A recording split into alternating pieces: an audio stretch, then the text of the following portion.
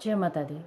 आषाढ़ अमावस्या 2026 पूजा विधि, नियम, कथा और महत्व, ये सारा आपको इस एक वीडियो में मिलेगा, इसलिए वीडियो को अंत तक ज़रूर देखें और ध्यान से देखें। आप सभी को हमारे चैनल पर हार्दिक स्वागत है। आज के इस विशेष वीडियो में हम आषाढ़ मास अमावस्या 2026 के बारे में विस्तार से जानेंगे। इस वीडियो में हम चर्चा करेंगे कि आषाढ़ अमावस्या का धार्मिक महत्व क्या है, इस दिन कौन कौन से नियमों का पालन करना चाहिए, पूजा कैसे करनी चाहिए, पितरों का स्मरण किस प्रकार करना चाहिए, दान का क्या महत्व है और इससे जुड़ी एक प्रसिद्ध कथा भी जानेंगे। यदि आप इस दिन श्रद्धा और विधि विधान से पूजा करना चाहते हैं तो इस वीडियो को अंत तक ज़रूर देखें। सनातन धर्म में प्रत्येक अमावस्या का अपना विशेष महत्व है, लेकिन आषाढ़ मास की अमावस्या को विशेष रूप से पितरों का स्मरण, आत्मशुद्धि, दान, तप और ईश्वर की उपासना के लिए शुभ माना गया है। यह दिन हमें अपने पूर्वजों के प्रति कृतज्ञता व्यक्त करने और धर्म, सेवा तथा सदाचार का पालन करने की प्रेरणा देता है। सबसे पहले जानते हैं आषाढ़ मास अमावस्या का महत्व क्या है। धार्मिक मान्यताओं के अनुसार अमावस्या तिथि पितरों को समर्पित मानी जाती है। इस दिन श्रद्धा पूर्वक पितरों का स्मरण करने, अपनी पारिवारिक परंपरा के अनुसार तर्पण करने तथा दान पुण्य करने का विशेष महत्व बताया गया है।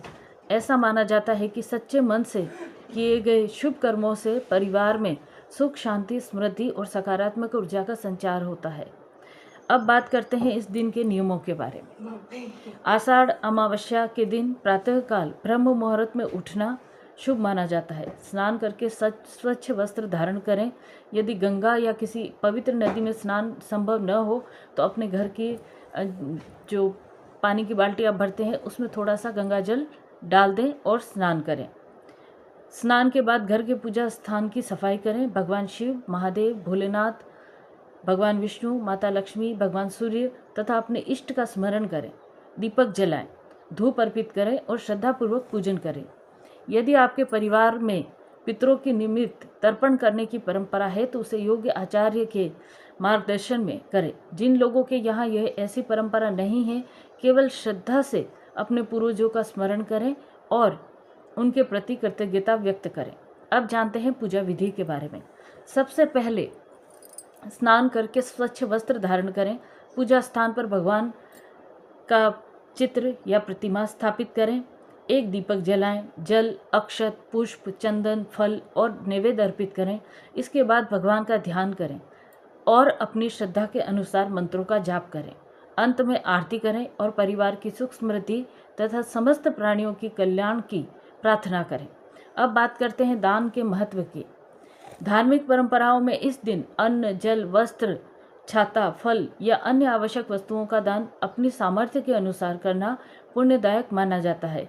यदि किसी गरीब, वृद्ध, असहाय या ज़रूरतमंद व्यक्ति की सहायता करने का अवसर मिले तो उसे अवश्य करें।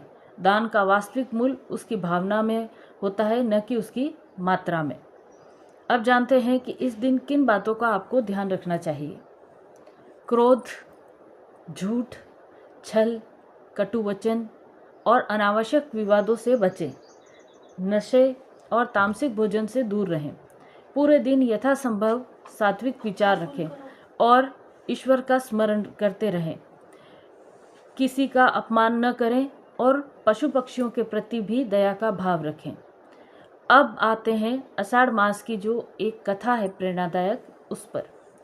एक नगर में एक अत्यंत साधारण परिवार रहता था। परिवार आर्थिक रूप से संपन्न नहीं था, लेकिन उनके मन में ईश्वर और अपने पितरों के प्रति गहरी श्रद्धा थी। प्रत्येक अमावस्या पर वे सुबह स्नान करते, भगवान की पूजा करते, अपने पूर्वजों का स्मरण करते और अपनी सामर्थ्य के अनुसार किसी भूखे व्यक्ति को भोजन कराते। एक बार लगातार कठिन परिस्थितियों के कारण उनके पास दान करने के लिए बहुत कम साधन थे। फिर भी उन्होंने श्रद्धा से एक ज़रूरतमंद वृद्ध को भोजन कराया और भगवान से प्रार्थना की कि उनके पितरों को शांति मिले तथा सभी का कल्याण हो। समय बीतने के साथ उनके जीवन में धीरे धीरे सकारात्मक परिवर्तन आने लगे। परिवार में शांति बढ़ी, मेहनत का अच्छा फल मिलने लगा और लोगों का सम्मान भी प्राप्त हुआ। इस कथा का संदेश यह है कि ईश्वर के यहाँ धन नहीं बल्कि सच्ची श्रद्धा, सेवा और सदाचार का महत्व है। यह कथा हमें यह सिखाती है कि धार्मिक कर्म केवल बाहरी दिखावे के लिए नहीं बल्कि मन की सच्ची पवित्र श्रद्धा, सेवा भाव के लिए किया जाना चाहिए। अब जानते हैं कि इस दिन कौन से कार्य विशेष रूप से शुभ माने जाते हैं।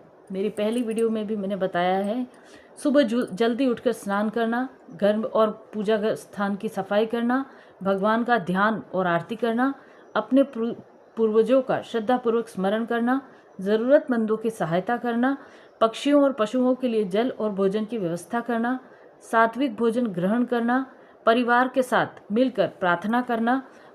अब जानते हैं किन कार्यों से आपको बचना चाहिए। किसी का अपमान नहीं करना है, आपको झूठ नहीं बोलना है, नशा नहीं करना है, हिंसा नहीं करना है, भोजन की बर्बादी नहीं करना है, बड़ों का अनादर नहीं करना है, धार्मिक कार्यों का उपहास भी नहीं उड़ाना है।